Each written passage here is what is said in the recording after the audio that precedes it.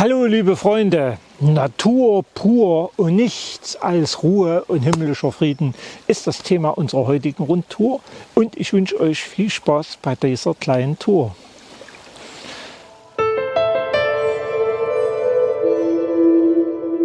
Unser Wanderparkplatz im Tal der Zwickauer Mulde bei Penisch kommt euch bekannt vor, ganz genau. Hier hinter der Papierfabrik waren wir bereits auf Napoleons Spuren unterwegs. Heute lassen wir den Kursen jedoch komplett links liegen und begeben uns talwärts an der Mulde auf zu unserer knapp 7 Kilometer langen Rundtour. Vielleicht runzelt jetzt der eine oder andere angesichts der industriellen Hinterlassenschaft, welcher wir gleich zu Beginn begegnen, die Stirn. Aber wisst ihr was? Für den Moment vergessen wir selbige, lassen sie quasi unbeachtet hinter uns zurück und genießen lieber das friedliche herbstliche Flusstal. Später, zum passenden Zeitpunkt, kommen wir noch einmal auf diese Leitungen zurück. Jetzt ist Entspannen in der Natur und Träumen angesagt. Zumindest bis wir an der ersten größeren Kreuzung angekommen sind. Aufgepasst, hier verlassen wir das Tal der Zwickauer Mulde und gehen sanft nach rechts oben in Richtung Steinerner Tisch. Und siehe, abermals kommen Zeugnisse der Industriegeschichte in unser Blickfeld, welche wir tatsächlich auch unterqueren. Wisst ihr schon, um was es sich handelt? Nein? Dann bleibt noch eine Weile schön neugierig. Denn unter dieser Industriebrücke über das kleine Brückchen mit gelber Markierung über den Bach hinweg nehmen wir jetzt den linken Weg, welcher uns in das himmlische Goldbachtal führt. Hier kann man doch nur schwärmen, oder? Wie fühlt ihr euch angesichts dieser Bilder? Ging es euch auch so wie mir, dass ihr hier jegliche Zeit vergessen habt? Zumindest ich bin der festen Überzeugung, es ist nicht schlimm, sich hier zu verlieren, zumal die Sonne aus vollstem Herzen lacht. Da haben wir bis jetzt doch alles richtig gemacht. Trotzdem sollten wir uns irgendwann von dieser Idylle lösen. Den Kirchsteig nach oben ist nunmehr die Devise. Was heißt nach oben?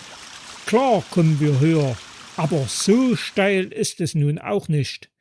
Zumal der Herbsttag sich nun wirklich allergrößte Mühe gibt, uns unsere Wanderung zu verschönern. Da kann man nur gute Laune und Freude daran haben. Derart beschwingt öffnet sich zur Linken eine Waldwiese, welch ein Augenschmaus. Wo eine Wiese ist, könnte man zumindest vermuten, ist die Zivilisation nicht weit. Und siehe, in Form dieses Bootes zur Rechten zeigt sie sich tatsächlich. Wir könnten jetzt beispielsweise auf die Idee kommen, wir hätten uns verlaufen, sind auf dem Berg Ararat gelandet und die Arche liegt uns zu Füßen. Aber nein, derart verlaufen haben wir uns zum Glück doch nicht. Denn das nachfolgende Gebäude zeigt uns, wir haben das Neubauerngut Richter erreicht. Und davon war meines Wissens bei Noah nicht die Rede. Der Überlieferung nach hatte er wohl nichts mit der sowjetischen Militäradministration in Deutschland zu tun.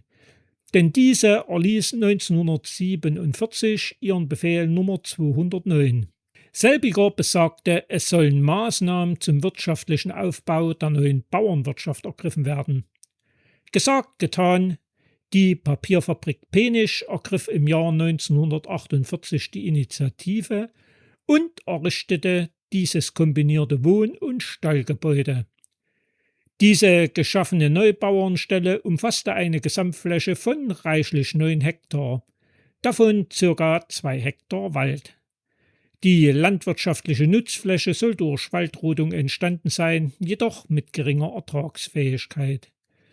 Durch die Abgelegenheit der Hofstelle sollen diverse Probleme aufgetreten sein, insbesondere bei der Wasser- und Energieversorgung und im Winter nach Schneefällen.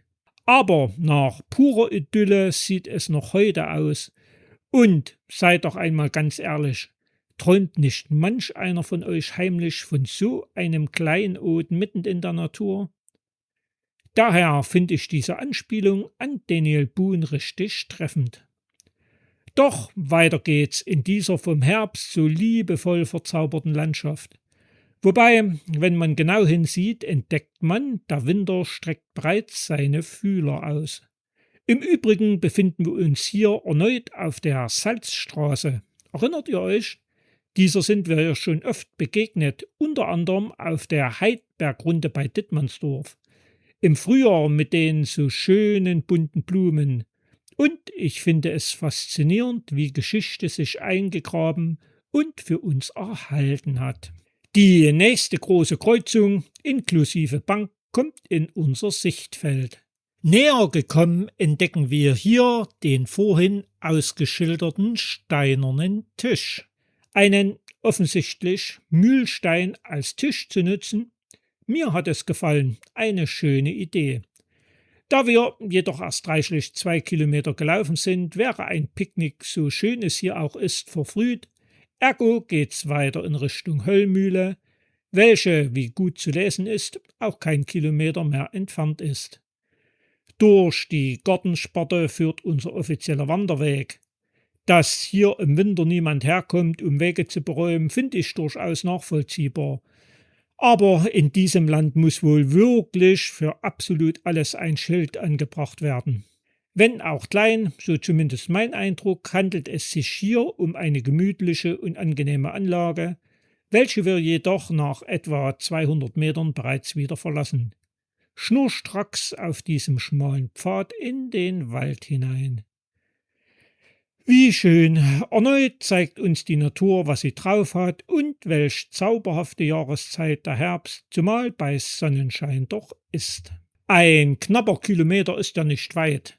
Trotz des märchenhaften Flairs, so öffnet sich also bald wieder der Wald und das Gelände der Höllmühle liegt vor uns. Natürlich warten der Versuchungen hier viele auf uns. Zum einen die Gaststätte selbst. Ihr staunt, es gibt wirklich und wahrhaftig auch einen Bootsverleih hier, jedoch nur in den Sommermonaten. Das sprichwörtliche Kraut-Fett machen im positiven Sinne die hier ausgezeichneten weiteren Wandermöglichkeiten. Somit stehen wir vor der Frage, und nun? Wisst ihr was? Versuchen wir zunächst den Mühlteich zu erkunden. Also nach dem Erreichen des Geländes rechts abbiegen. Tja, um den Teich soll Hund, wie das Schild sagt, nicht herumgehen. Mensch sollte das jedoch auch lassen, wurde ich vom Wirt der Gaststätte hingewiesen. Der Weg, speziell eine Brücke am Einlass, wären ziemlich marode. Da mich jedoch die Neugier zwackte, wollte ich es zumindest versuchen und die ersten Bilder, welche dem Wanderer hier geboten werden, fand ich als sehr angenehm und verlockend. Inklusive des kleinen Teichs, auf den man rechter Hand stößt. Ehe es wirklich mächtig gewaltig mit uns abwärts geht und die mir oft gestellte Frage, ob man hier auch mit Kinderwagen gehen kann, beantworten wohl die Bilder. Hier sollte man die sprichwörtliche Zunge tatsächlich gerade ins Maul nehmen. So landen wir am besagten Einlauf vom Bach, welcher von mehreren zuvor liegenden Teichen in Kursdorf gespeist wird. Selbige waren dereinst für die Fischzucht gedacht, inklusive der Brücke. Zugegeben, diese sieht tatsächlich mehr als angenagt aus. Wie lange und wem diese noch aushalten kann, darüber möchte ich hier nicht spekulieren.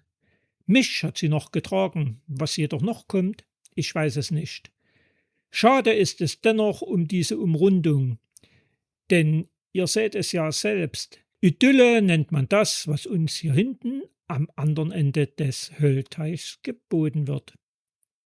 Selbst die Ponys scheinen beeindruckt und die müssen es wissen, gerade weil sie jeden Tag hier sind. Zurück nutzen wir für knapp 400 Meter die Zufahrtsstraße. Was müssen wir jedoch dann lesen? Die Höllenmühlenbetreiber suchen Nachfolger. Möge es gelingen und dieser traumwandlerische Ort, inklusive Gaststätte, für alle Erholungssuchende erhalten bleiben, zumal er sehr geschichtsträchtig ist. Sage und schreibe aus dem 14. Jahrhundert stammen die ersten Zeugnisse als Mühle. Zu Beginn des 19. Jahrhunderts kam schließlich zur Mühle eine Gastwirtschaft dazu. Die Angebote wurden mit der Zeit immer breiter. Hier fanden häufig unter anderem Konzerte, Scheibenschießen oder Gondelfahrten statt. Der Betrieb als Mühle wurde dann 1900 eingestellt, weil, dazu kommen wir später. Genug sinniert über die Vergangenheit. Heute entdecken wir auf halbem Weg noch weitere Wandermöglichkeiten. Unter anderem könnten wir beispielsweise noch zur Rochsburg gehen und dem Ritter Günther einen Besuch abstatten. Oder, was noch klüger ist, nach all dem vielen Gerede, wir gehen endlich zur Gaststätte. Nur leider, ich hatte Pech und stand vor verschlossenen Türen. Wer schlauer sein will, der sollte sich vorher nach den Öffnungszeiten erkundigen. Also, weiter geht's mit Wandern. Das urige Gelände der Höllmühle durchquert, haben wir wieder einmal die Qual der Wahl. Zur Linken liegt der Wasserweg und das hört sich doch irgendwie spannend an, wie ich finde. Dem Weg geradeaus folgend hätten wir die Möglichkeit, das Höllbachtal zu durchqueren. Das klingt doch auch wie das große Los und mindestens genauso verlockend. Und nun, wisst ihr was? Folgen wir den beiden Einheimischen, welche offensichtlich sehr zielstrebig unterwegs sind. Die laufen hier jeden Tag herum und werden wohl wissen, was schön ist.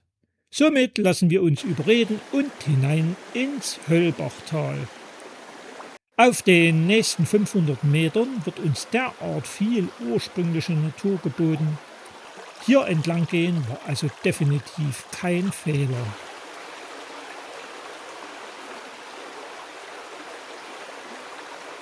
Nach der zweiten Brücke kommen wir zum theoretischen Teil des Tages. Laut Karte führt nämlich theoretisch links ein Weg nach oben. Wie ich feststellen musste und ihr sehen könnt, hat dieser Weg inzwischen eine regelrechte Metamorphose durchgemacht und sich eher in einen Wildpfad verwandelt. Warum ich mir das angetan habe? Ganz einfach. Wir landen hier oben auf dem vorhin angesprochenen Wasserweg und ich wette, ihr seid genauso neugierig wie ich, was es damit auf sich hat. Neben dem zeitweise schönen Ausblick hinunter auf die Mulde sowie das nahegelegene Amerika ist mir zunächst der fast waagerechte Verlauf des Weges aufgefallen. Lediglich eine leichte Neigung nach unten finden wir hier vor. Kommt euch das auch bekannt vor? Richtig. So ähnlich sieht es doch auch am grünen Graben zwischen Kühnheide und Poberschau aus. Geht man aufmerksam, dann klärt spätestens der Gullideckel, welchen man hier im Wald eigentlich gar nicht vermutet hätte, des Rätsels Lösung auf. Wie am Mühlteich angesprochen, wurde 1900 der Mühlenbetrieb eingestellt, da die Wasserkraft des Höllteiches durch einen entsprechenden Vertrag der Papierfabrik Penisch zur alleinigen Nutzung zugesprochen wurde. Und auf dem heutigen Wasserweg befinden wir uns, genau, auf dieser alten Wasserleitung.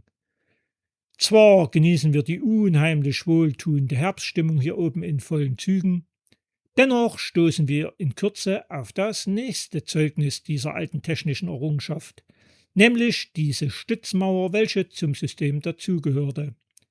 Gleichzeitig wird uns, siehe geschlossene Gaststätte, eine sehr angenehme Picknickstelle geboten. Gesättigt haben wir nicht mehr weit zu gehen, ehe wir wieder im uns bekannten Muldetal landen. Dieses ist einfach zu jeder Jahreszeit schön und einen Besuch wert. Wer sich jedoch nicht nur auf den Fluss und den Weg konzentriert, der entdeckt hier des Öfteren auf der linken Seite weitere Stützmauern der Wasserzuleitung. Den Drachenfelsen auf unserem Karl-Zeißig-Weg zur Linken passiert, landen wir wieder am Zufluss des Goldbaches und seinem lieblichen Tals. Spätestens jetzt bekommen wir im wahrsten Sinne des Wortes den Aha-Effekt geboten, denn dieses technische Bauwerk, über welches wir uns heute früh gewundert haben, stellt sich als die Weiterführung besagter Wasserzufuhr heraus, welcher wir zuletzt gefolgt sind. Mit Gestillter Neugier können wir uns also an die letzten 700 Meter unserer Wanderung machen und unter anderem die gemütlich plätschernde Mulde ein weiteres Mal genießen. Kurz vor unserem Ziel wundert sich jetzt auch niemand mehr, weshalb hier plötzlich Leitungen direkt aus dem Wald nach unten und rechts am Weg entlang führen. Zufrieden über die Aufklärung und hoffentlich mehr noch, verzaubert von dieser angenehmen Rundtour per Traumherbst, landen wir am Wanderparkplatz.